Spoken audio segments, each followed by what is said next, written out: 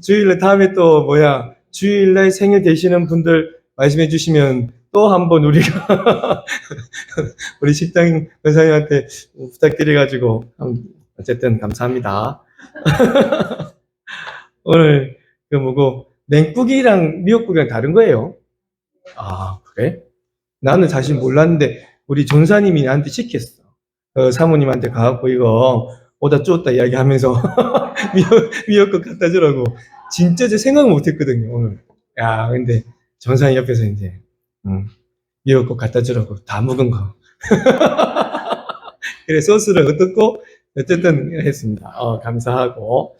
오늘 함께 보신 하나님의 말씀은 사무엘상 28장 3절에서 7절까지 말씀입니다. 근데 미역국을 오다 줬다고 하라면 이해가 안 나. 28장 3절에서 7절 말씀을 제가 봉독해 드리겠습니다. 사무엘이 죽었으므로 온 이스라엘이 그를 두고 슬피 울며 그의 고향 라마에 장사하였고 사울은 신접한 자와 박수를 그 땅에서 쫓아내었더라. 블레셋 사람들이 모여 수넴에 이르러 진침해 사울이 온 이스라엘을 모아 길보아에 진쳤더니 사울이 블레셋 사람들의 군대를 보고 두려워서 그의 마음이 크게 떨린지라. 사울이 여호와께 묻자오되 여호와께서 꿈으로도 우림으로도 선지자로도 그에게 대답하지 아니하시므로 사울이 그의 신하들에게 이르되 나를 위하여 신접한 여인을 찾으라. 내가 그리로 가서 그에게 물으리라 하니 그의 신하들이 그에게 이르되 보소서 엔돌에 신접한 여인이 있나이다. 아멘. 오늘 말씀의 제목은 이 사울의 초라함입니다. 사울 그가 처음의 모습과는 좀 다르게 말에 이런 마음들, 이런 모습들이 있어서 좀 짠한 그런 모습들이죠. 지금 다윗의 일행은 사울을 피해서 블레셋 동네에 있습니다. 블레셋에서도 특히 시글랏이라는 동네에 이제 있게 되어지는데 그곳에서 약 1년 4개월 정도를 있게 되어져요. 오랜 시간 동안 그곳에서 우리가 지난번 보았던 것처럼 힐링을 하나님이 나름 주시는 것 아닌가 그런 생각들 우리가 가져봤는데 이때 이제 거기에 있으면서 예전에 이스라엘을 괴롭혔던 그런 민족들, 그런 족속들을 이 시글랏에 있으면서 그들을 가서 이제 전쟁을 치르고 또 그 사람들을 피하고 그 사람들에게 있었던 이 땅과 그리고 전리품들을 다 가지고 옵니다. 가지고 와가지고 그 땅에서 시글랏이라는 동네에서 그 사람들에게 이렇게 나누어 주죠. 그래서 이 백성들이 함께 모였던 사람이 뭐 적게 잡아도 1000명 정도 되니까 그분들이 먹고 마시는 이런 것들을 다 그렇게 가지고 온 것들로 나누어 줘요. 그래서 그걸 가지고 그분들이 같이 식사를 이렇게 나누어 주게 됩니다. 그때 이제 블레셋 왕 아기스가 부릅니다. 다윗을.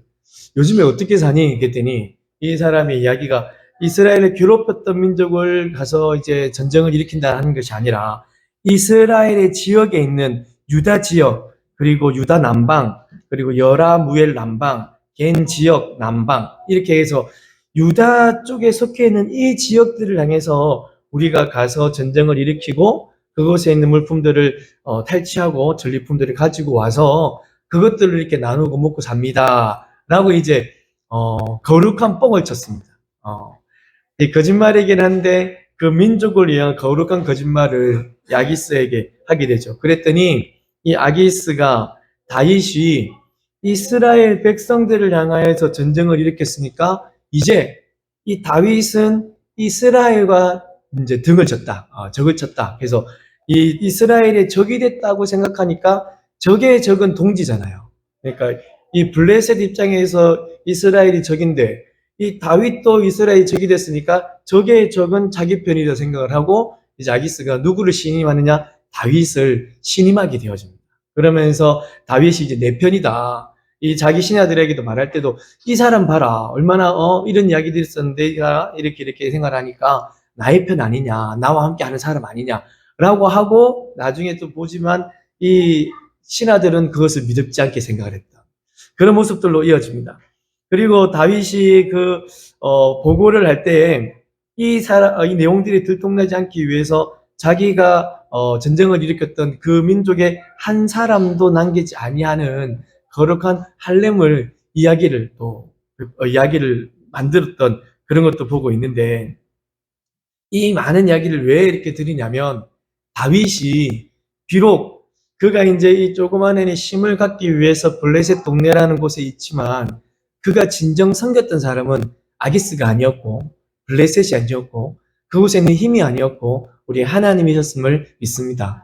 그가 진정 하나님을 바라보고 하나님 안에서 생활하고 또 하나님께서 주시는 귀한 은혜들로 살았던 것.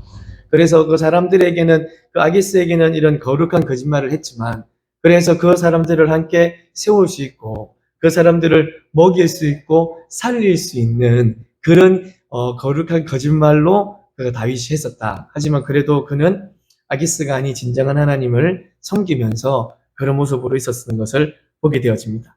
그러면서 이제 1년 4개월 동안 보내는 동안에 블레셋은 여전히 이스라엘을 향해서 전쟁 도발들을 계속 했었어요.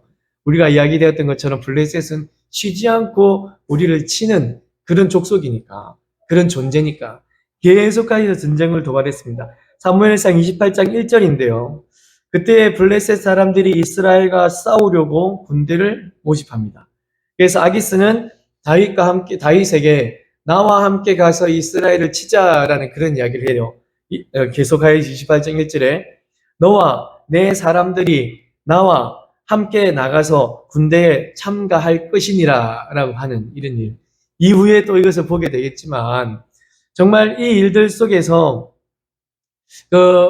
다윗은 하나님께 기도하였고 또 그 일들로 인해서 하나님이 정말 큰 일들을 보여주셔서 자기 민족과 싸워야 되는 일들을 또 해결하게 해주시는 그런 애도 보여주십니다.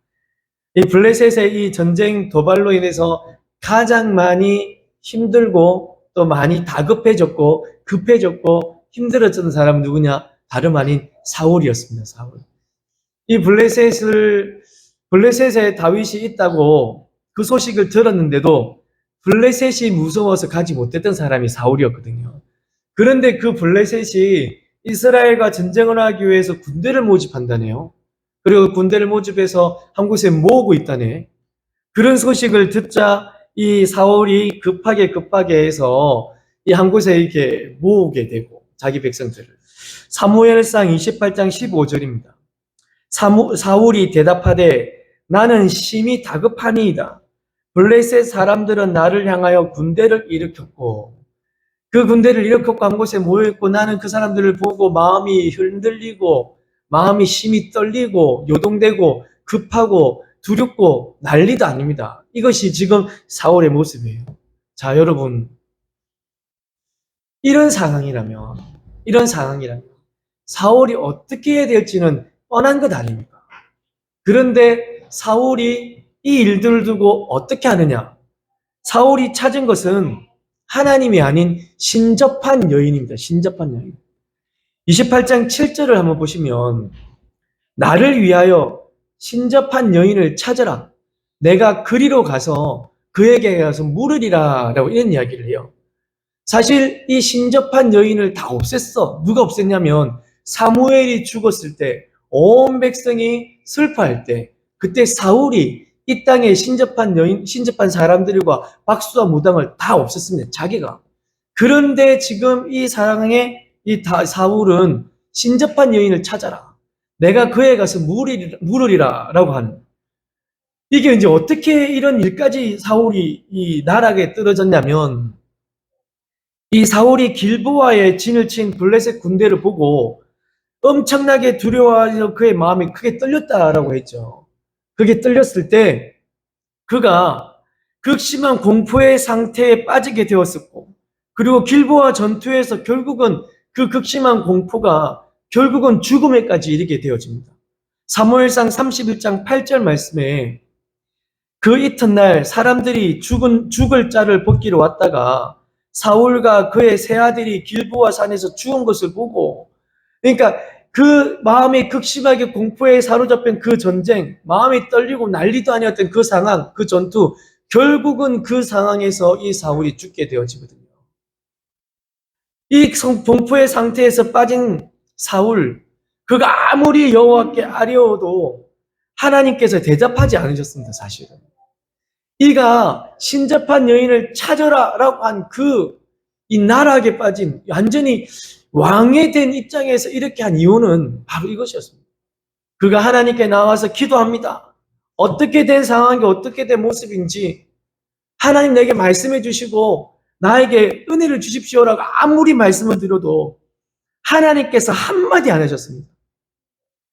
28장 6절 말씀인데요. 꿈으로도 우림으로도 선지자로도 대답하지 않으시더라. 그러니까 꿈, 우림, 둠님, 선지자 이런 다 하나님의 뜻을 전해듣는 하나의 방법이죠. 우림과 둠님을 가지고 기도해도, 그리고 선지자를 좀 보내주지도 않고 선지자가 죽었더라라는 것이 제일 처음에 사실 등장을 해요. 사무엘이 죽은지 없어, 알려줄 사람이. 그래서 제일 한 게 꿈. 이 꿈으로도 좀 말씀이, 꿈도 안 되는 거예요. 그러니까 그러면은 더 한 번 더 아뢰고 더 찾아봐야 되는 입장인데 그렇지 않습니다. 어떤 방법으로도 사울은 하나님의 뜻을 알 수 없었습니다. 우리가 오늘 말씀의 제목을 사울의 초라함이라고 했는데, 여러분 사울이 처음 등장할 때 사울은 정말 그 땅에서 센세이션을 일으켰던 사람입니다. 야, 잘생겼습니다. 키도 크고요. 그러니까 딱 봐도 뭐 할 사람이라고? 왕 될 관상인가? 내가 왕이 될 관상이요. 예, 왕이 될 관상이었어. 이스라엘 백성들이 가지고 있는 상징적인 의미들, 이스라엘 백성들이 가지고 있는 하나님의 은혜라고 말하는 그 의미들을 다 가지고 있었던 사람이 사울이었어요. 잘생겼지, 키도 크지, 머리도 길지, 숱도 많지, 막 이런 식으로. 남들이 보면 정말, 나중에 이 다윗을 찾을 때는 무엇을 보지 않는다고요? 외모를 보지 않는다라고 할 만큼요. 나는 무엇을 본다? 중심을 본다. 바뀌어진 거예요. 그때 이 사울이 등장할 때 사람들이 막 그렇게 생각했고, 또 하나가 뭐냐면 하나님의 영이 사울에게 딱 임하여지고 사울이 무엇을 했습니까? 예언을 했었습니다. 하나님의 영이 그를 붙들고요. 생긴 거와 외모도 좋고요. 이 10년 가운데 영이 충만하여져서 하나님의 말씀을 대언하는 예언자의 모습에까지 있게 되어졌다. 그런 사람이 사울이었어요. 하나님께서 이스라엘 백성들이 사무엘에게 우리에게도 무엇을 주십시오라고 이야기했냐면 왕을 주십시오라고 이야기를 했었어요. 그래가지고 그들에게 보여줄 수 있을 만한 사람을 선택한 거라. 그들이 하나님의 사람이요 하나님의 왕이라고 인지되어질 만한 사람을 보여준 거예요. 이스라엘 백성들이 왕을 달라고 할 때 다윗을 처음부터 안 보내준 이유 아시겠죠? 쬐끼만한 애, 그리고 작아, 얼굴도 뻘게, 홍조를 띄었어. 그런 사람을 처음 갖다 줘보세요. 이스라엘 백성들이 무슨 말도 되지 않는 소리 하냐고 라고 할 거잖아. 그랬던 사람이 사울이었어요. 따지고 보면은 누구에게도 합하였냐? 사람들에게까지도. 결국은 물론 처음에 사울의 베냐민 가장 작은 지파 뭐 이런 이야기도 있었지만 결국은 그의 모습들을 인정하게 되어졌거든요. 그랬던 이 사람 정말 화려하게 성경에 등장을 했고 이스라엘 백성 앞에 나타냈던 그 사람의 지금의 모습이 뭐냐고요. 하나님이 내 말 안 들어준다. 내 이야기도 안 듣고 말도 안 하신다. 내가 신접한 여인이라도 찾아가야겠다. 그 처음과 지금 마지막을 보시라고요. 이 이후에 그는 길보아 전투에서 죽습니다.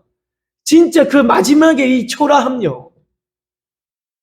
우리가 다 아시는 사실이지만 결국은 엔돌이 신접한 여인을 만나러 가요. 거기서 또 다음 주 보겠지만 그 이상한 영의 이 이야기를 들어요. 야, 그게 사울이라고. 멍청하게 그걸 또 믿네 또.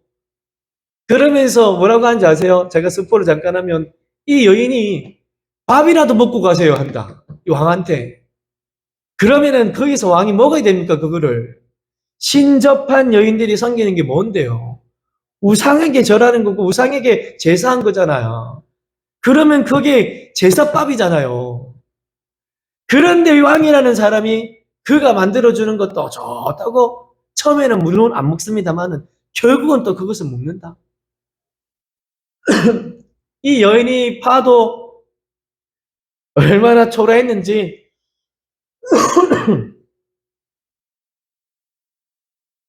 밥도 못 먹어가지고 얼굴이 막 상접해고 피골이 상접해가지고 있으니까 이거라도 먹고 힘내서요. 그 얘기를 가지고 살아요. 결국은 그곳에서 이 이야기를 다 듣고 사울이 나옵니다. 진짜 사랑하는 성도 여러분, 이 모습들 속에 있는 이 지경에까지 있는 이 사울, 정말 하나님이 그냥 손 놓고 계셨던가? 이 지경 될 때까지 아닙니다, 아닙니다. 하나님은 하나님의 일을 하셨어요. 사무엘을 계속 보내주셨어요. 또 보내고 또 보내주셨어요. 예레미야 선지자에게 말할 때처럼 이 땅의 선지자들을 끊임없이 보내셨다고 합니다. 엔드리스 끝없이 계속하여서. 그런데 끝없이 보내시는 하나님과 반대되게 이스라엘 백성들, 아니 사울이라는 이 사람은 그 하나님이 내미는 손을 붙잡지 않았습니다. 회개의 말씀으로 다가오신 하나님의 손을 뿌리쳤습니다. 지금 너에게 있는 이 모습이 맞지 않다고 말하는 이 사무엘을 통해서 책망하는 소리를 뿌리쳤습니다. 회개하지 않았습니다. 그랬더니 하나님께서도 나를 외면하는 너를 외면할 것이다. 그것을 유기라고 하죠. 나를 외면한, 하나님을 외면한 사울을 하나님이 외면하신 겁니다. 그가 이제 기도해도 내가 안 들을 것이고 나를 위해 찬양해도 내가 듣지 않을 것이다. 네가 뭘 어찌 하든지 상관하지 않겠다. 완전 모르는 척. 완전한 외면을 한 거예요. 그 일 때문에 사울이 지금 이 형편이 되어진 겁니다. 정말 사울이 이 모양, 이 꼴, 이 형편 되어진 단 하나의 이유는 자기를 외면했던 사울을 하나님께서 외면하셨기 때문입니다. 여러분, 우리는 진실로 하나님의 은혜로 하나님의 백성이 되어졌음을 믿습니다. 할렐루야. 진실로 하나님께서 우리를 먼저 찾아오셨고 우리에게 손을 내밀어 주셨고 그의 십자가로 우리를 구원하셨음을 믿습니다. 그가 우리를 자녀 삼으셨기에 그 어떤 것도 끊지 못함을 믿으시기 바랍니다. 자, 우리 낮에도 이런 인사 드렸지만 옆에 있는 분들과 다시 한번 이야기해 볼까요? 우리를 자녀로 삼으셨기에 그 어떤 것도 끊을 수 없습니다. 시작. 하늘을 자녀 삼으셨기에 그 어떤 것도 우리를 끊을 수 없습니다. 자, 여러분, 그런데 이 말씀에는요, 큰 은혜가 있지만 또 다른 의미를 만들어 볼 수가 있습니다. 무엇이냐? 그 아무도, 그 누구도, 그 무엇도, 그 누구도 우리를 주의 자녀에서 끊을 수 없는 것은 진리입니다. 진리. 왜요? 하나님이 예수 그리스도로 하나님의 백성을 삼으셨기 때문입니다. 세상의 권세도 죽음도 하늘의 천사도 어떤 것도 우리를 끊을 수 없어요. 하지만 자녀 삼으신 그 주체, 자녀 삼으신 그분은 그 자녀를 삼으신 것을 끊어낼 수가 있으십니다. 왜요? 당신이 하셨기 때문에요. 하나님께서 우리를 자녀 삼으셨기 때문에 하나님께서 그것을 끊어낼 수도 있는 분이세요. 세상에 그 어떤 것을 하지 못합니다. 감히 하나님께서 하신 일에 반기를 들 수 없지만 하나님은 하나님이시기 때문에 하나님의 일을 하실 수가 있다는 말씀입니다. 하나님이 한번 마음을 달리 하셔서 유기해 버리시면 끝입니다. 그냥 토기장이가 토기를 만들고 던져버리면 그 토기가 무슨 말을 합니까? 토기장이가 만든 그 토기를 토기장이의 주인의 허락 없이 다른 사람이 깨뜨리면 그것은 범죄지만 그렇게 할 수 없는 일이지만 그는 이것이 맞지 않다에 버릴 수 있는 그 토기장의 모습이라고요. 사랑하는 성도 여러분, 사울은 하나님께서 내미신 손을 뿌리치고 비껴 나갔더니 결국 하나님의 유기를 받게 되어졌습니다. 하나님께서는 늘 우리에게 손을 내밀고 계시다는 것을 믿습니다. 하나님께서는 늘 우리에게 손을 내밀고 이 손을 붙들고 그곳에서 빠져나오라 말씀하고 계십니다. 사망의 엄침한 골짜기에서도 끌어내어 주시고 사망의 그 상황 속에서도 우리를 건져내 주시는 주께서 내미신 그 손을 붙들어야 하는 우리의 존재임을 믿습니다. 지금을 살아가는 우리에게 돌아갈 수 있는 길이 있습니다, 여러분. 그 손을 내밀어 주시니까. 또한 돌아갈 때에는 우리를 흔쾌히 안아주시는 하나님의 품이 있습니다. 그래서 우리는 돌이키고 돌아와서 그 품에서 살 수 있음을 믿습니다. 내미신 손을 붙들 때요, 하나님과 가까이 한다, 하나님이 내미신 손, 하나님 곁으로 가는 그때야 우리가 살 수 있는 것입니다. 이사야 55장 6절 말씀인데요, 이사야 55장 6절에 없나요? 제가 읽어드리겠습니다. 너희는 여호와를 만날 만할 때에 찾으라. 가까이 계실 때에 그를 부르라.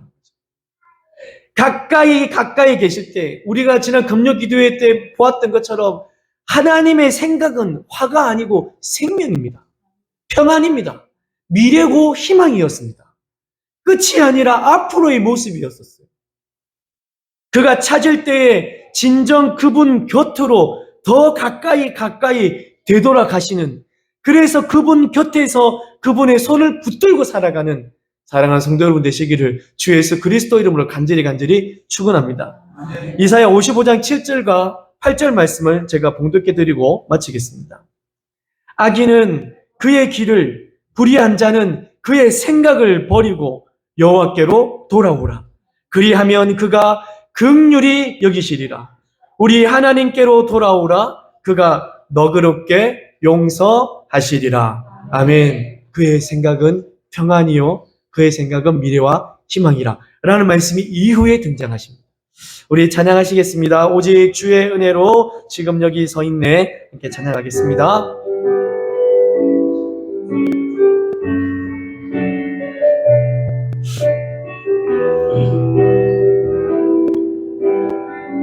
오직 주의 은혜로, 오직 주의 은혜로 지금 여기 서 있네. 한없는 경배, 한없는 찬양, 내 영혼 예배 드리네. 나를 위해 이 땅에 오신 주의 은혜, 십자가 고통 이기신 주님, 그 은혜 어찌 주리. 주 은혜 날 채우시네. 주 은혜 보게 하시네. 살아가는 동안 은혜로만 살리. 십자가의 주 은혜 날 채우시네. 주 은혜 날 채우시네. 주 은혜 나로 보게 하시네. 살아가는 동안 은혜로만 살리. 십자가의 은혜로. 하나님이 사울을 택하시고 그 이스라엘의 왕으로 삼아 주셨습니다. 하나님께서 그에게 영을 다하여 주셨고 사람들에게 예언자라 일컬음을 받게 하셨고 왕됨을 보여주게 하셨습니다. 아무도 그 왕된 자리에서 끌어내릴 수가 없어요. 하나님이 세워주셨기 때문에. 근데 하나님은 그 자리에서 끌어내릴 수가 있습니다. 왜요? 하나님이 하셨기 때문에. 우리가 하나님의 자녀가 되어졌습니다. 하나님의 은혜로. 세상에 그 어떤 것도 우리를 그 자리에서 끌어낼 수가 없어요. 하나님께서 하신 것이니까. 그런데 하나님은 하실 수가 있으십니다. 하나님을 외면했던 사울이 유기됨을 당했었어요. 하나님을 외면하고 살아가고 그의 손을 정말 뿌리치고 산다면 우리의 믿음이 파산의 지경까지 이룰 수가 있다는 것이 성경입니다. 그래서 우리는 더 긴장하며 살아가야 되는 거고, 이 사울의 초라함을 우리가 보았다면 이 시간 우리가 그것을 반면 교사로 삼고 진실로 주의 은혜에 지금 있는 그 모든 것이 은혜임을 깨닫고 더 은혜를 간구하고, 우리가 하나님 앞에 죄스러움들을 만약에 가지고 살았다면 얼른 속히 그분께로 돌이키고 가까이 가서 그분과 가까이에서 손을 붙들고 사는 것, 그것이 우리이기를 간절히 소망합니다. 회개하는 신앙, 하나님과 가까이 하는 신앙, 하나님 그런 우리가 되어줄 수 있도록 성령의 깨달음과 성령의 인치심과 하나님께 회개할 수 있는 그런 마음들이 늘 생겨날 수 있도록 역사에 더하여 주옵소서. 우리 다 같이 기도할 시간 갖도록 하겠습니다. 우리가